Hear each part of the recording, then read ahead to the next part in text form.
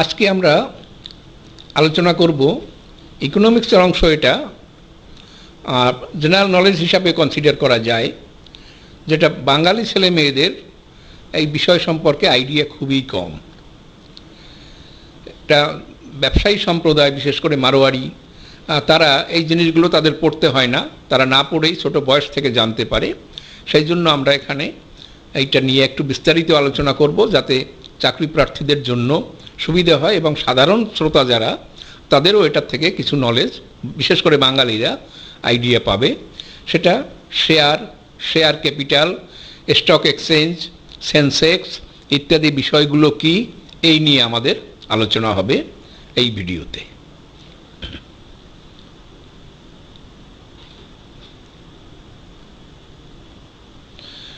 হ্যাঁ, স্টকে আমরা এই প্রসঙ্গে তাহলে শেয়ার এবং শেয়ারের ব্যাপারটাই রয়েছে কোম্পানির, কাজেই আমাদের কোম্পানির বিষয় নিয়ে আলোচনা করতে হবে। কোম্পানি জিনিসটা কি, অন্য অন্য ব্যবসা প্রতিষ্ঠানের সাথে কোম্পানির সম্পর্ক কি, এটাও আমাদের এই আলোচনায় প্রসঙ্গক্রমে এসে যাবে। এখন শেয়ার ক্যাপিটাল, অর্থাৎ মূল শব্দ সেখানে ক্যাপিটাল। ক্যাপিটালের ধারণা কমার্সের ছাত্র যারা বা যারা ইকোনমিক্স পড়েছে তাদের কিছুটা থাকবে, কারণ ক্লাসিক্যাল ইকোনমিক্স, ধ্রুপদী অর্থনীতিতে এই বিষয়ে বলা হচ্ছে যে যে কোনো ব্যবসার জন্য একটা জিনিসের প্রয়োজন, জিনিসের জন্য প্রোডাকশন দরকার, উৎপাদন দরকার, না হলে জিনিস কোথা থেকে আসবে। যে জিনিসটা রয়েছে অলরেডি, যেমন আমরা যদি বলি খনিজ সম্পদ, কয়লা বা লোহার আকরিক, এটা অলরেডি রয়েছে, প্রোডাকশন করতে হবে না, কিন্তু সেটাতে খনি থেকে তুলে আনতে হবে। কাজেই যে কোনো ব্যবসার জিনিসের জন্য একটা উৎপাদিত দ্রব্য, সে ধান চালেই বলি, আমরা পুকুর থেকে মাছের কথাই বলি, গরুর দুধের কথা বলি, বা কিংবা গরুর কথাই বলি, সেটা সেখানে উৎপাদনের প্রয়োজন, কোনো একটা জিনিস থাকতে হবে যেটা ব্যবসার জন্য চলবে। জেনারেল ধারণা। এবং এক্ষেত্রে ক্লাসিক্যাল ইকোনমিক্স তারা কিন্তু বলেছে যে যে কোনো উৎপাদনের জন্য 4টা ইনগ্রিডিয়েন্ট দরকার, 4টা উপাদান দরকার: ল্যান্ড, লেবার, ক্যাপিটাল এবং অর্গানাইজেশন। এখন যদি বলি যে আমি একটা ট্রাক্টর বানাবো, আমার ল্যান্ডের কি প্রয়োজন আছে, অথবা আমি কম্পিউটারের সফটওয়্যার বানাচ্ছি, আমাদের ল্যান্ডের কি দরকার। এক্ষেত্রে ল্যান্ডের ধারণা সেটা না। ল্যান্ড হচ্ছে স্থায়ী জিনিস, বিশেষ করে প্রাকৃতিক সম্পদ ইত্যাদি যা আছে সেটাকে এখানে ল্যান্ড বলা হয়েছে। লেবার পরিশ্রম, ক্যাপিটাল মূলধন এবং অর্গানাইজেশন সংস্থা। তাহলে ল্যান্ড যদি আমার কাছে থাকে, ধরা যাক আমি ল্যান্ডের কথাই, আমরা যেটা সাধারণ অর্থে ল্যান্ড বলি, জমি, ভূমি, আমার কাছে 10 বিঘা জমি আছে। 10 বিঘা জমি থাকলেই সেখান থেকে ধান হবে না, কিংবা গমের চাষ করলে হবে না, তার জন্য পরিশ্রম দিতে হবে। পরিশ্রম আমি নিজে করতে পারি, অথবা আমাকে লেবার লাগাতে হবে। লেবার লাগাতে হলে তাকে মজুরি দিতে হবে, তার জন্য পয়সার প্রয়োজন। জমি আমার যদি না থাকে, আমাকে জমি কিনতে হলে আমাকে পয়সার প্রয়োজন। এইসবের জন্য প্রয়োজন হচ্ছে ক্যাপিটাল, মূলধন। এবং এই সমস্ত জিনিসটাকে সুচারুভাবে কাজে লাগানোর জন্য যেটা প্রয়োজন সেটা হলো অর্গানাইজেশন, অর্থাৎ কে কাজে লাগাবে। জমি আছে, লেবারও লাগানো হলো, কিন্তু আমি পাহারা দিলাম না, অথবা জমি এবং লেবার দুটোই আছে, আমার কাছে ক্যাপিটাল নেই, মজুরি দিতে পারছি না, জমির জন্য বীজ কিনতে পারছি না। তাহলে সেইটা যে দেখাশোনা করছে, যে পরিচালনা করছে, এক্ষেত্রে ইকোনমিক্সের ভাষায় তাকে অর্গানাইজেশন বলা হচ্ছে। এখন আমরা দেখেছি যদি আমার কাছে ক্যাপিটাল থাকে, তাহলে আমি ল্যান্ড এবং লেবার দুটোকেই আমি জোগাড় করতে পারছি। তাহলে ক্যাপিটাল কিভাবে তৈরি হবে? ক্যাপিটাল তৈরি হবে একটা নিজের কাছ থেকে, সেলফ জেনারেটেড। আমি যদি ক্যাপিটাল নিজের তৈরি করতে চাই, তাহলে আমি যে আয় করেছি তাকে সম্পূর্ণ খরচ করে ফেললে চলবে না, তাকে কিছু সেভিংস করতে হবে। অর্থাৎ ইনকাম বড় হবে, খরচ তুলনায় কম হবে, দুইয়ের যে ডিফারেন্স সেটা হচ্ছে সেভিংস। সেই সেভিংস আমার যেটা সঞ্চয় হলো, সঞ্চয়কে আমি ডিপোজিট করতে পারি, কোথাও বিনিয়োগ করতে পারি।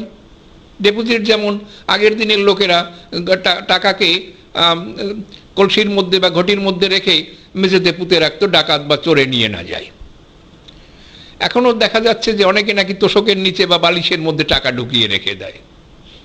তাহলে এটা নয়, ব্যবসার ক্ষেত্রে ক্যাপিটাল ফরমেশন সেগুলোকে আমরা ক্যাপিটাল বলবো না, তাকে সঞ্চয়ই বলবো। যতদিন সে মাটিতে পোতা থেকে গেল সে ততদিন তার সঞ্চয়, এবং সেটা কনভার্ট হলো না ক্যাপিটালে বা বিনিয়োগে কনভার্ট হলো না।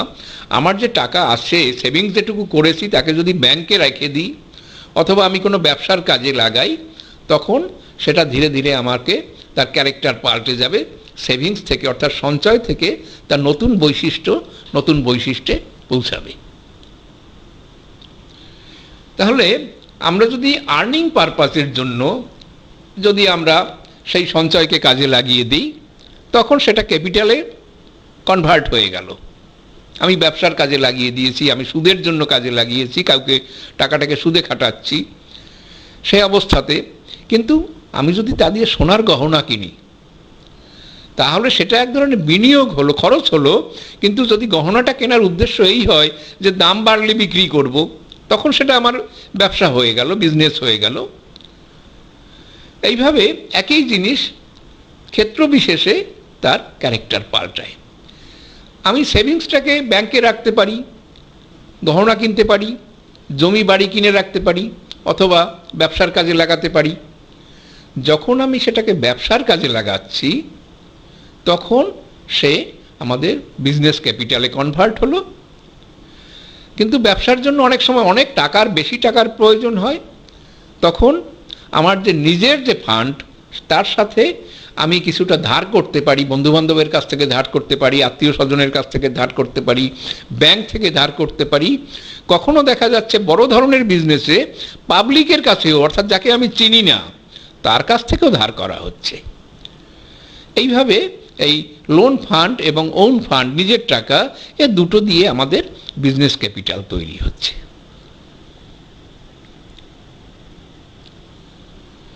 এখন আমাদের বাঙালিদের কিন্তু অনেক সময় দেখা গেছে যে বিজনেস অর্গানাইজেশন সম্পর্কেও পরিষ্কার ধারণা নেই। আমরা এখানেও কনফিউজ করে দেই। যখন বিজনেসের পয়েন্ট থেকে দেখা হবে, তখন আমরা তিন ধরনের বিজনেস অর্গানাইজেশন, বিজনেস প্রতিষ্ঠান আমরা তিন ধরনের বলতে পারি। একটা হচ্ছে প্রোপ্রাইটারশিপ, অর্থাৎ ব্যক্তি মালিকানায় কোনো ব্যবসা করা। সে বড় ব্যবসাও হতে পারে, নিজের ছোট মুদির দোকানও হতে পারে। কাজেই এইভাবে, অর্থাৎ একজন লোক সে তার নিজের ক্যাপিটাল বলেছি নিজের টাকা অথবা লোন ফান্ড বা দুটোর সম্মিলন, এই দিয়ে যখন একা ব্যবসা করে, কাউকে ভাগ দিতে হয় না, লাভের অংশ কাউকে দিতে হয় না, তখন তাকে আমরা বলি প্রোপ্রাইটারশিপ ব্যবসা। কিন্তু যখন ব্যবসা একা পরিচালনা করা যায় না, বা একার মূলধনে কাজ চলছে না, বা একা ব্যবসা সামলানো যাবে না, তখন আমরা একাধিক লোক নিয়ে বিজনেস করা হয়। সে পরিবারের সদস্যরাও হতে পারে, বাইরের লোককে নিয়েও হতে পারে। এমনিভাবে পার্টনারশিপ বিজনেস তৈরি হয়। পার্টনারশিপ বিজনেসের জন্য ইন্ডিয়ান পার্টনারশিপ অ্যাক্ট বলে একটা আইনও আছে, সেখানে কিছু বিধি নিষেধ আছে। পার্টনারশিপের জন্য একটা দলিল তো তৈরি করতে হয়, একটা ডিড, পার্টনারশিপ ডিড। সেখানে কে কত মূলধন লাগাবে, লাভের অংশ কে কীভাবে পাবে, কে কী পরিশ্রম কিভাবে দেবে, ইত্যাদি নিয়ে সেখানে তার শর্তাদি সেখানে আলোচনা করা হয়। এটা করাও হয়, অনেক সময় মৌখিকভাবেও চলে, কিন্তু মূলত পার্টনারশিপ ডিড করেই একটু বড় ধরনের ব্যবসা বা স্থায়ী ব্যবসাকে চালানো হয়। তৃতীয় শ্রেণীর অর্গানাইজেশন হলো কোম্পানি। কোম্পানি যখন ব্যবসার পরিমাণ বড় হবে, তখন মানুষে কোম্পানি তৈরি করে কোম্পানির মাধ্যমে ব্যবসা করে। সেই জন্য প্রাইভেট লিমিটেড, এরকে আবার দুই ভাগে ভাগ করা হয়। একটা হচ্ছে প্রাইভেট কোম্পানি, একটা হচ্ছে পাবলিক কোম্পানি। প্রাইভেট কোম্পানি মানে যখন কোম্পানিটার ওনারশিপ, মালিকানা যখন নিজেদের মধ্যে থাকে, তখন তাদেরকে আমরা বলি যে প্রাইভেট লিমিটেড কোম্পানি। অর্থাৎ সেখানে খুব একটা বাইরের লোকের বিনিয়োগ ইত্যাদি সেখান থেকে করা হয় না। একটা সীমা, সেখানে কিছু টোটাল শেয়ার হোল্ডার, তার সীমানা, ডাইরেক্টরদের সীমানা ইত্যাদি কোম্পানি আইনে বলা আছে। পাবলিক লিমিটেডের ক্ষেত্রে সেটা হচ্ছে বিস্তারিত। বিশেষ করে আমরা যে বড় বড় কোম্পানিগুলোর নাম শুনি, রিলায়েন্স বলি, ইন্ডিয়ান টোবাকো কোম্পানি, আইটিসি বলি ইত্যাদি, তারা সবই পাবলিক লিমিটেড কোম্পানি, যেখানে বিশাল মাপের, বড় মাপের ব্যবসাপত্র তৈরি হয়।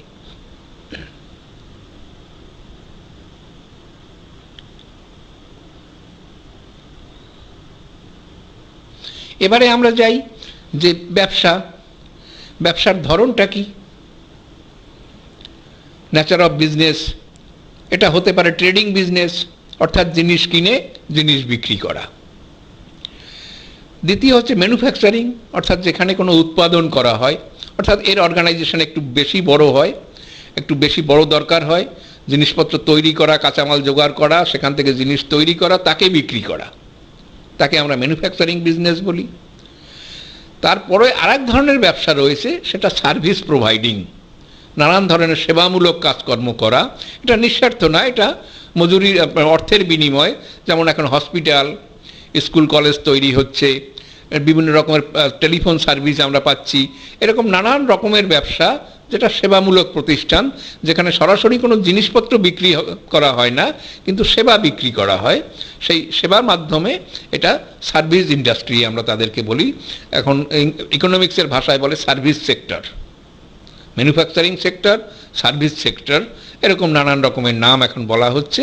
অর্থাৎ এটা ব্যবসার নানান দিক। আমরা যেহেতু নানান ধরনের ব্যবসার মধ্য থেকে মূল আলোচনা করতে চেয়েছি কোম্পানির শেয়ার এবং শেয়ার ক্যাপিটাল বিষয় নিয়ে, তাই আমরা কোম্পানির দিকেই আমাদের আলোচনাকে নিবদ্ধ করব। কোম্পানি বলেছি যখন খুব বড় মাপের ব্যবসা করা হয় আন্তর্জাতিক ক্ষেত্রেও, যেটাকে আমরা ইন্টারন্যাশনাল মাল্টিন্যাশনাল কোম্পানি বলি, যাদের বিভিন্ন দেশে ব্যবসা থাকে, দেশের মধ্যে হতে পারে, পরিবারের মধ্যে হতে পারে, ছোট থেকে বড় নানান মাপেরই হতে পারে।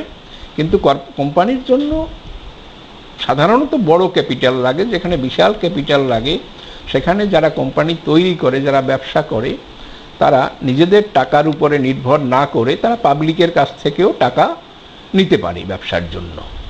সেই পাবলিক হয়তো চেনে না, যেমন বললাম যে পার্টনারশিপ, পরিচিত লোকের মধ্যে ব্যবসা, একাধিক বন্ধুবান্ধব বা পরিবারের সদস্য বা ভাইরা মিলে একসাথে ব্যবসা করে, সেটা পার্টনারশিপ। কিন্তু এক্ষেত্রে যারা বিনিয়োগ করছে তাদের সাথে কোম্পানির সাথে কোনো সম্পর্ক নাও থাকতে পারে। এমনি অবস্থাতে যে কোম্পানি তৈরি হয় একটা আইনি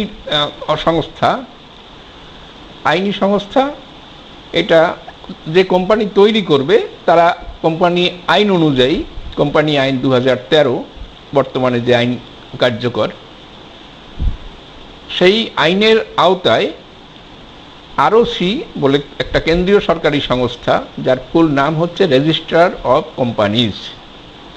আরওসি প্রত্যেক দেশের একটা করে সংস্থা থাকে, অর্গানাইজেশন থাকে, সেখানে নাম রেজিস্ট্রেশন করতে হয়। সেখানে নাম রেজিস্ট্রেশন করতে হলে একটা সার্টিফিকেট ইস্যু করে, সেই সার্টিফিকেটটাই হচ্ছে কোম্পানির প্রমাণপত্র। কারণ সেখানে যেহেতু নাম রেজিস্ট্রেশন হলো, একটা কোম্পানি তৈরি হলো, টেকনিক্যাল ল্যাঙ্গুয়েজ ইনকর্পোরেশন, এই ইনকর্পোরেশন থেকে কোম্পানির জন্ম হলো, এবং এখান থেকে একে কর্পোরেট শব্দটা বা ইনকর্পোরেটেড এই শব্দটা এখানে আসে। সেই জন্য কোম্পানিকে অনেক সময় কর্পোরেশনও বলা হয়। আমেরিকাতে এটাকে দেখবে আইএনসি এরকম ব্রিফ লিখে, ব্রিফ অক্ষরে লিখে আইএনসি দিয়ে ফুল স্টপ দিয়ে তারা ইনকর্পোরেটেড, অর্থাৎ সেটা একটা কোম্পানি, এটা বোঝায়। এখান থেকে আসছে কর্পোরেট সেক্টর শব্দটা আমরা পাই, অর্থাৎ কোথায় চাকরি করে, কর্পোরেট সেক্টরে চাকরি করে, অর্থাৎ সে কোম্পানিতে চাকরি করে, বড় রকমের কোম্পানিতে চাকরি করে। এবং এই কোম্পানির কাছ থেকে যে কর আদায় করা হয়, বিশেষ করে ইনকাম ট্যাক্স, তাকে বলা হয় কর্পোরেট ট্যাক্স। এখানে আমরা একবার পরীক্ষায় এসেছিল যে কেন্দ্রীয় সরকারের ট্যাক্সের মধ্যে কোনটা পড়ে, তার মধ্যে corporation tax, income tax, excise duty ইত্যাদি ইত্যাদি।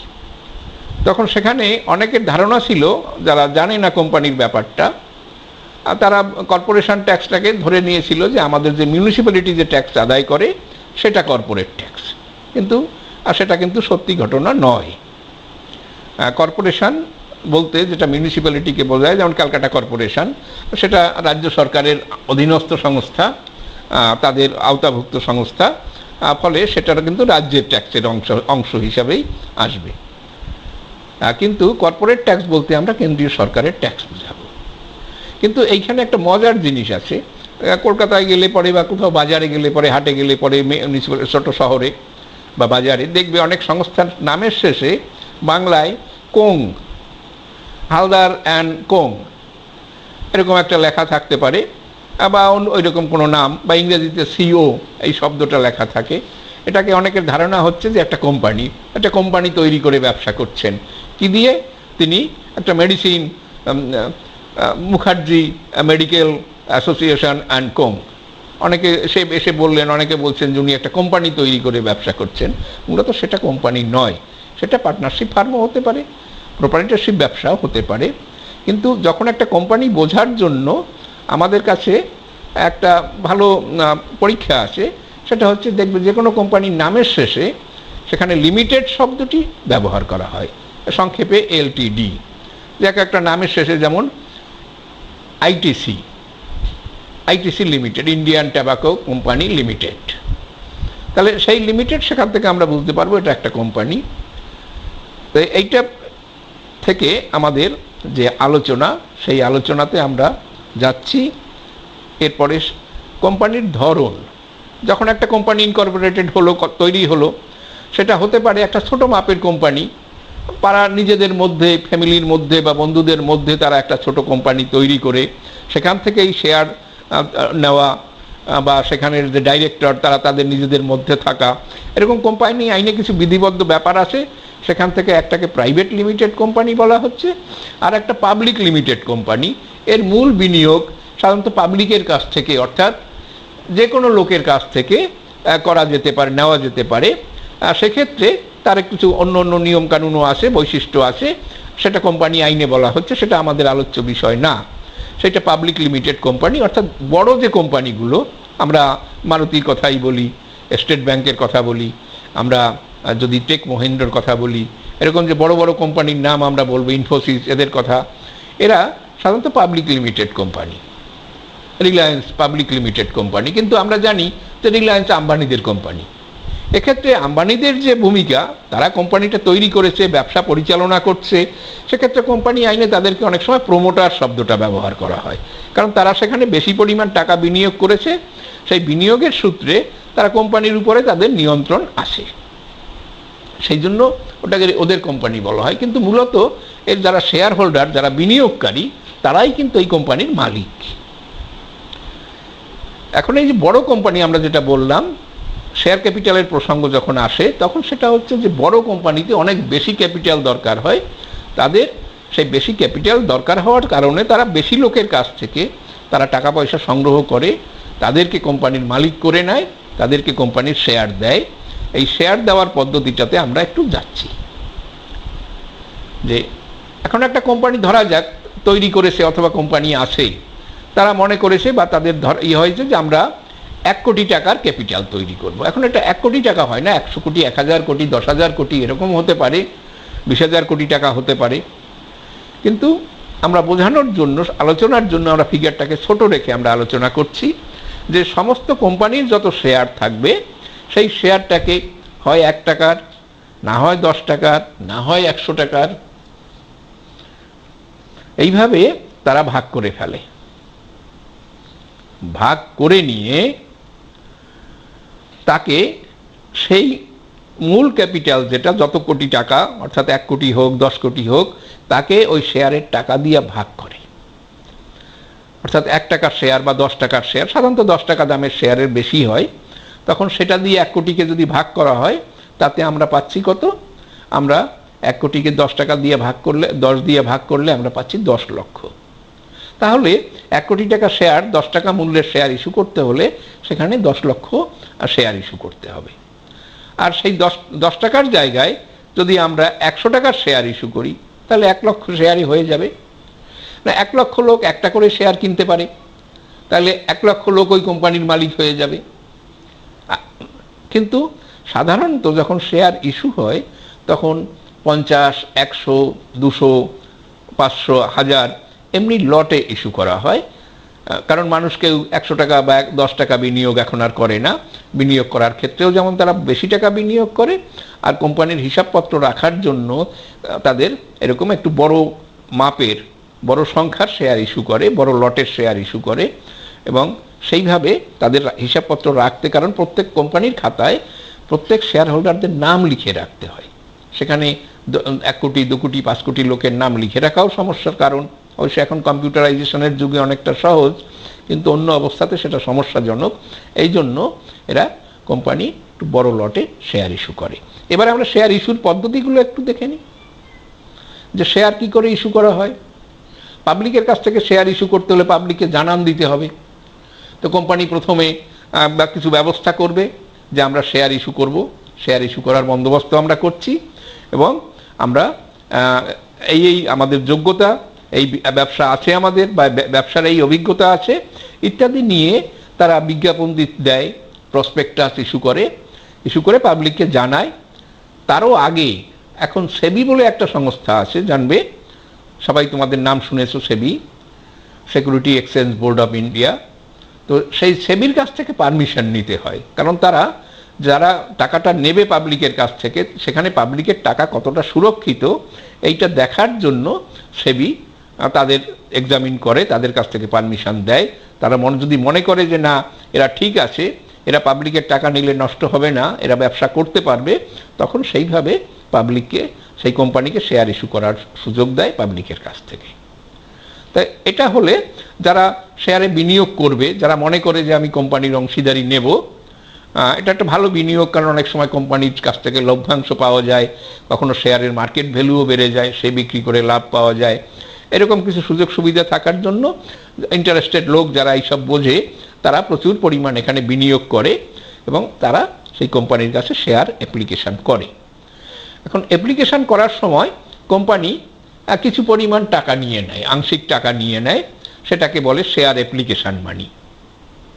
এখন শেয়ার অ্যাপ্লিকেশন অনেক সময় হয় কি, যে 1 কোটি শেয়ার ইস্যু করা হবে 1 কোটি টাকার, কিন্তু দেখা যাচ্ছে যে লোকেরা যে পরিমাণ শেয়ার নিতে চায় তাতে 10 কোটি শেয়ার ইস্যু হলেও হয়ে যায়। কিন্তু কোম্পানি কিন্তু লোক পেয়েছে বেশি, তাই বেশি পরিমাণ শেয়ার ইস্যু করে বেশি টাকা তুলে নেব, এটা পারবে না।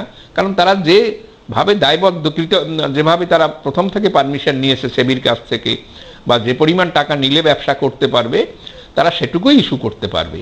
সেক্ষেত্রে কি হবে, যারা অ্যাপ্লিকেশন করবে তাদের সবাইকে পুরো অ্যাপ্লিকেশন অনুযায়ী শেয়ার না দিয়ে তারা কিছু লোককে বা প্রত্যেককে ভাগ করে, এটাকে ওরা ইংরেজি শব্দ ব্যবহার করে প্রোরাটা, অর্থাৎ সেই পার্সেন্টেজ অনুযায়ী আমি 500 শেয়ারের জন্য ইস্যু করলাম, আর ওখানে যদি অ্যাপ্লিকেশন 5 গুণ হয়ে যায় তখন আমাকে 100 শেয়ার তারা দেবে। আমি 5000-এর জন্য অ্যাপ্লিকেশন করলে আমাকে 1000 শেয়ার দেবে। এমনিভাবে তারা শেয়ার দেবে এবং পরের টাকাগুলো ধীরে ধীরে নিতে থাকবে। সেই বিভিন্ন পর্যায়ে নিতে পারে, একবারেও নিয়ে নিতে পারে। সেই যে টাকাটা নিচ্ছে তাদেরকে বলে কল মানি। কল মানি, এটা ফাইনাল কল হতে পারে, first call, second call, final call, এরকমভাবে হতে পারে, অথবা একবারেও নিয়ে নিতে পারে। কোনো কোনো কোম্পানি আবার অ্যাপ্লিকেশনের সাথেই পুরো টাকাটা নিয়ে নেয়, যে টাকাটা অ্যাপ্লিকেশনের সাথে নিল, যেটুকু শেয়ার দেয়া হলো দিল, বাকি টাকাটা ফেরত দিয়ে দেয়। এমনিভাবে টাকা তোলারও ব্যাপার আছে। এবারে যাদেরকে শেয়ার ইস্যু করা হলো, টাকা নেওয়া হলো, তখন তাদেরকে একটা টাকা নেওয়ার প্রমাণ কি, প্রমাণ হিসাবে একটা শেয়ার সার্টিফিকেট ইস্যু করে। একটা সার্টিফিকেট ইস্যু করে বলল যে এই কোম্পানির এত থেকে এত সংখ্যক শেয়ার তুমি নিলে এবং টু দ্যাট এক্সটেন্ট তোমার ভোটিং রাইট আছে, তুমি তার মালিকানা পেলে। শেয়ার সার্টিফিকেট বলতে সেটা বোঝানো হয়। কিন্তু ইদানিং কাগজপত্রের কাজকর্ম কমে যাওয়ার জন্য, কম্পিউটারাইজেশন হয়ে যাওয়ার কারণে কি হচ্ছে, এখন আর কাগজের শেয়ার সার্টিফিকেট ইস্যু করে না। কারণ তাতে 2 রকমের সমস্যা। শেয়ার সার্টিফিকেট ইস্যু করার একটা হ্যাপা, সেটাকে পাঠানোর বন্দোবস্ত করা, যে শেয়ার হোল্ড করবে যার কাছে এসেছে তাকে সেটা গুছিয়ে রাখার ব্যাপার আছে। এইসব কারণে এখন আর কি হচ্ছে, এখন কাগজের সার্টিফিকেট, এটা ফিজিক্যাল সার্টিফিকেট আর ইস্যু হচ্ছে না। তার বদলে এটাকে ইলেকট্রনিক সিস্টেমে এটাকে একটা অ্যাকাউন্ট, একটা হিসাব তৈরি করে নেয়, সেটাকে ডিম্যাট অ্যাকাউন্ট বলে। এই ডিম্যাট অ্যাকাউন্টও একটা আলোচনার বিষয়, এটা আমরা পরে এর উপরে বিস্তারিত আলোচনা করব, যেখানে শেয়ারের হিসাবপত্র রাখা হয়। আমাকে কোম্পানি যেটুকু শেয়ার ইস্যু করলো ওই ডিম্যাট অ্যাকাউন্টে সেটুকু জমা হয়ে যাবে। সেটা যদি আমি পরে বিক্রি করে দিই আমার অ্যাকাউন্ট থেকে কমে যাবে। এছাড়াও যদি আমি আবার কোথাও থেকে কিনে নেই সেটা আমার ওই অ্যাকাউন্টে জমা হতে থাকবে। অর্থাৎ আমার যত শেয়ার আসে তার হিসাব কিতাব সমস্ত ওই ডিম্যাট অ্যাকাউন্টে জমা হবে, যার ফুল ফর্ম হলো ডিম্যাটেরিয়ালাইজেশন অ্যাকাউন্ট। এই শেয়ার ইস্যু প্রসঙ্গে একটা শব্দ আসে, সেটা হচ্ছে শেয়ার প্রিমিয়াম। এই শব্দটা আমরা অনেক সময় পাই।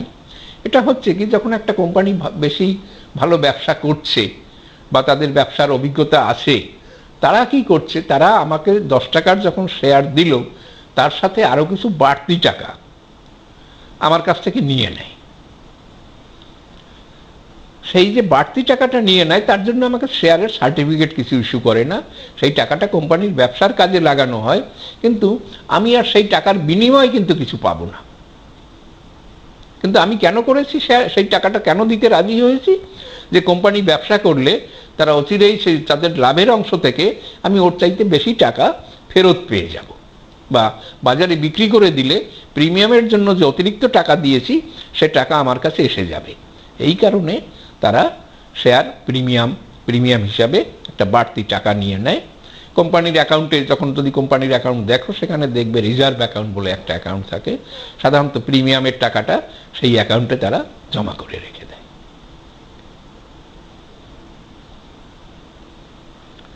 হ্যাঁ, এবারে আমরা আসবো পরের জায়গায়, যে শেয়ারের কেনাবেচা, শেয়ারের ডকুমেন্ট, যেটা আমরা আগে বলেছিলাম যে এখন অনলাইন সিস্টেম, যেটাকে আমরা বলি কম্পিউটারাইজ সিস্টেম, ইন্টারনেটের মাধ্যমে শেয়ার কেনাবেচাও যেমন হচ্ছে, শেয়ার ইস্যু করা, শেয়ারের অনেক কাজকর্ম এইভাবে হওয়ার জন্য এখন আর ফিজিক্যাল শেয়ার, যেটা বললাম শেয়ার সার্টিফিকেট ইস্যু হচ্ছে না, সেটাকে ডিম্যাট অ্যাকাউন্টে ইস্যু করে দেয়া হচ্ছে। সেই জন্য আমরা এটাকে আবার হাইলাইট করে এই স্লাইডে আমরা আবার দেখিয়ে দিলাম যে পুরো শেয়ারকে কিভাবে কাজ করা হচ্ছে, যে এখন পুরোটাই অনলাইনে হচ্ছে। অর্থাৎ আমি যদি শেয়ার বিক্রি করে দিতে চাই বা আমি যদি কিনতে চাই, সেটাও ওই অনলাইনে ট্রানজ্যাকশান হবে।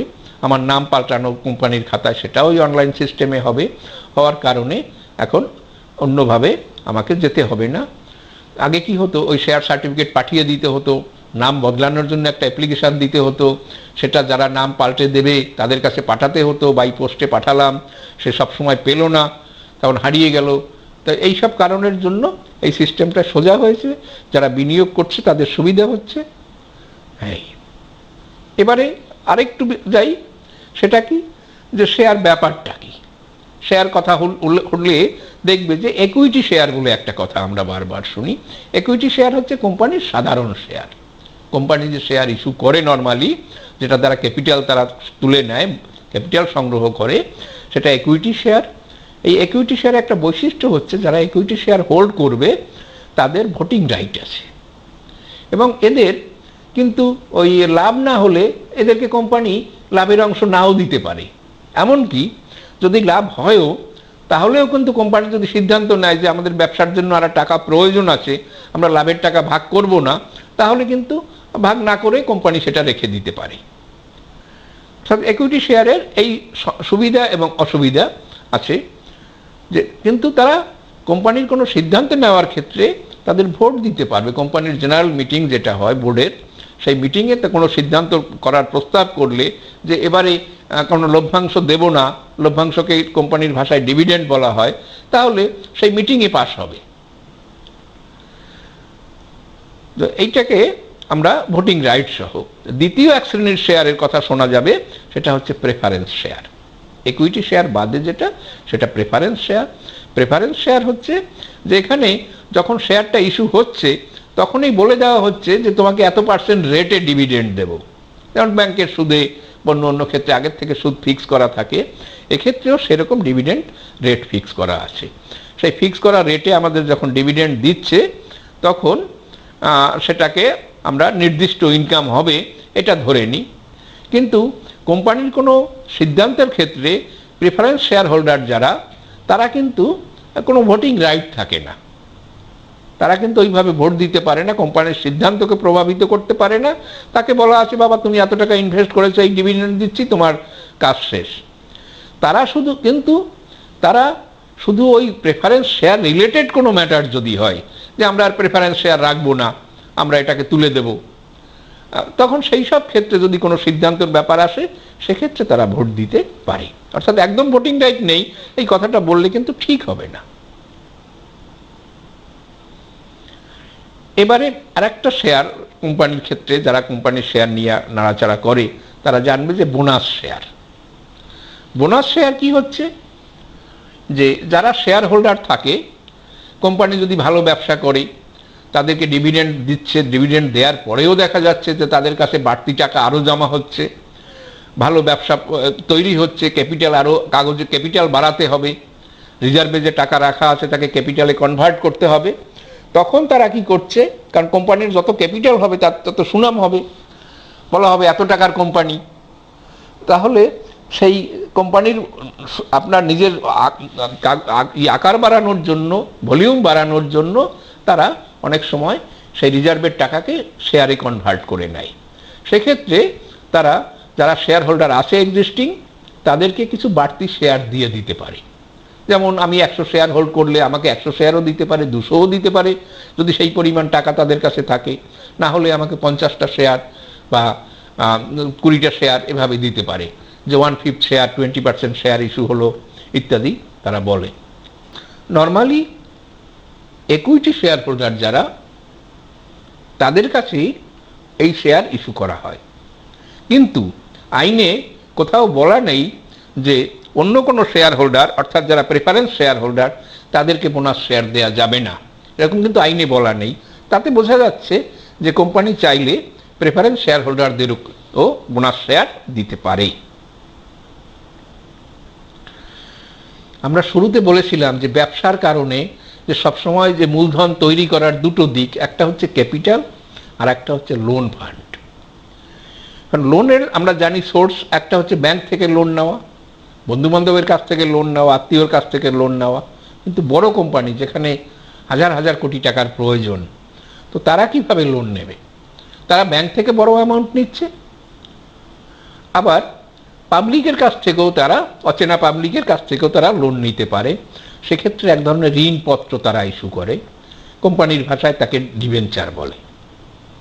এই ডিবেঞ্চার হচ্ছে একটা লং টার্ম সিকিউরিটি, অর্থাৎ একটা ফিক্সড রেটে ইন্টারেস্ট দেব, 3 বছর ধরে 5 বছর ধরে ইন্টারেস্ট দেব, এবং সেইভাবে তারা টাকাটা নিচ্ছে, কিন্তু এটার একটা সিকিউরিটি আছে, কোম্পানির যে সম্পদ আছে সেই সম্পদের অ্যাগেনস্টে কোম্পানির যে অ্যাসেট আছে, কোম্পানির অ্যাসেট বলতে কোম্পানির ফ্যাক্টরি, কোম্পানির টাকা পয়সা, কোম্পানির মালপত্র ইত্যাদি যে অ্যাসেট, সেই অ্যাসেটের অ্যাগেনস্টে এটা সিকিউর করা থাকে, ফলে যারা বিনিয়োগ করে তাদের লস হওয়ার সম্ভাবনা কম থাকে।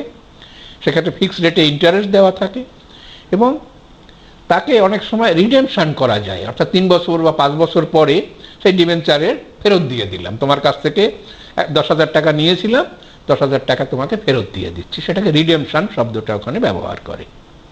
আবার কখনো কখনো ডিবেঞ্চারকে শেয়ারে কনভার্ট করে দেয়, সেই কনভার্ট করার সময় তাকে বলে কনভার্টিবল ডিবেঞ্চার। তাহলে এখানে আমরা এই ভিডিওতে আমরা মোটামুটিভাবে পরিচয় দিলাম যে কিভাবে, কি কায়দায় কোম্পানি তাদের কাজকর্ম করছে, কোম্পানি কিভাবে শেয়ার ইস্যু করছে, শেয়ারের ধরন কি ইত্যাদি। এখানে সময় বেশি হওয়ার জন্য দীর্ঘ হয়ে যাবে, সেই কারণে আমরা এর আরেকটি ভিডিওতে, পরবর্তী ভিডিওতে আমরা এই শেয়ার কিভাবে কেনা বেচা হচ্ছে, কিভাবে ট্রান্সফার করা হচ্ছে, তার মাধ্যম কি, স্টক এক্সচেঞ্জ কি, সেন্সেক্স কি, এই নিয়ে আমরা সেখানে বিস্তারিত আলোচনা করব। আর সেই এটা দেখার, আমি সবাইকে সেটা দেখার জন্য আমন্ত্রণ করব যে এই স্লাইড, এই আমাদের ভিডিওর সাথে পরবর্তী ভিডিওটাও দেখবে, তাহলে শেয়ার মার্কেট সম্পর্কে একটা আইডিয়া হবে। যেটা আমরা বলেছিলাম যে বাঙালি ছেলে মেয়েদের সাধারণত এই বিষয়ে ইন্টারেস্ট কম, কারণ এই বিষয়ে কিছুই জানে না। আমার দৃঢ় বিশ্বাস তোমাদের ফার্স্ট হ্যান্ড আইডিয়া এখানে তৈরি হবে। ধন্যবাদ।